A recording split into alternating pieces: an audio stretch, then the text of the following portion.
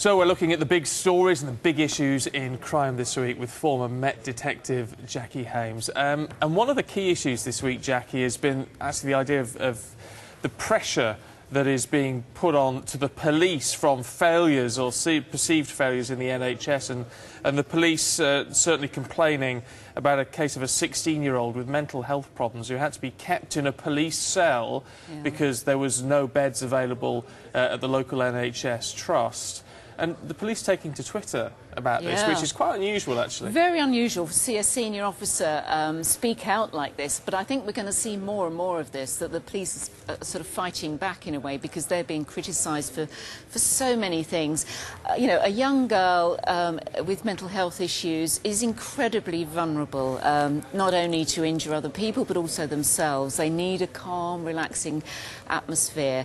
Now, a police station is a place of safety in times of emergency, but only for a very short period of time. They need to be taken for their own benefit to somewhere who can give them the adequate medical care they need. But police officers are increasingly becoming a sort of intermediary between, you know, problems in the street and where somebody should be. And mental health is one of the most difficult things for a police officer to deal with, because you see someone being violent, perhaps acting erratically. You don't know whether the cause is drink, drugs or a mental health issue, and each one of those need to be dealt with differently. There is a new triage system coming into place where you know, a mental health trained person from the NHS actually comes into the police station and intervenes in those circumstances, so that, to ensure that the person is dealt with properly and sensitively whilst being contained and not a danger to themselves. But if they aren't available, these things are all very well and good, but if they're not available, the money's not there, the resources not there, we're going to see more and more of this, and the police are going to start speaking out more about it as well. We've also heard a lot in the last week about modern-day slavery. I mean, there's been items on it, you know, for several years now, and certain court cases as well that have brought it to the fore. But this claim from the Home Office that there are now 13,000 cases of modern-day slavery in the UK, that is a shocking figure. It is absolutely huge. We covered this subject, if you remember, a matter of a couple of months ago. We were talking about 2,000 or 3,000 cases a year.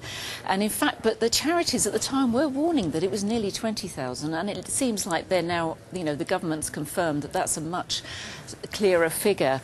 So they are bringing in the new modern slavery bill, which is going to increase penalties from 14 years to life imprisonment.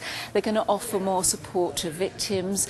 But whilst the particularly gang leaders who manage these sort of rural workers on farmland and that sort of thing have hold over these people for fear of deportation, for fear of getting into the law enforcement system, it would have, you know, and to actually manipulate and psychologically control these people, it's going to be very difficult for law enforcement to intercept, find out what's going on and offer that help.